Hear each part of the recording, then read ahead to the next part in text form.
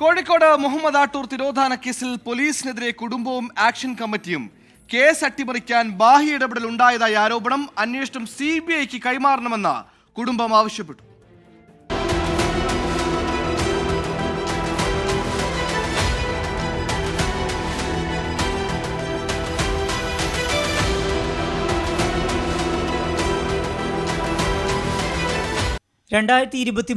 August 21 real estate വ്യവസായിയായ Balussery സ്വദേശി മുഹമ്മദ് ആട്ടൂരിനെ കാണാതായത്.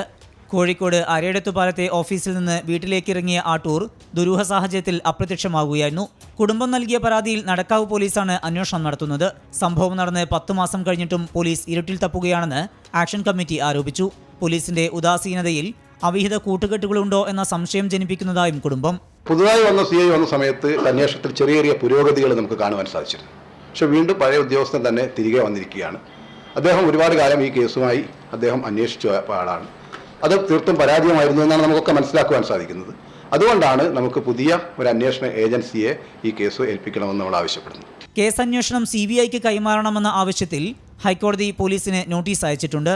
അതേസമയം കുടുംബവും ആക്ഷൻ കമ്മിറ്റിയും സമൂഹത്തെ തെറ്റിദ്ധരിപ്പിക്കുകയാണെന്നും അന്വേഷണം മികച്ച രീതിയിലാണ് മുന്നോട്ട് പോകുന്നത് എന്നും സേവ് മാമി forum general convener KM Basheer പറഞ്ഞു. 24 കോഴിക്കോട്.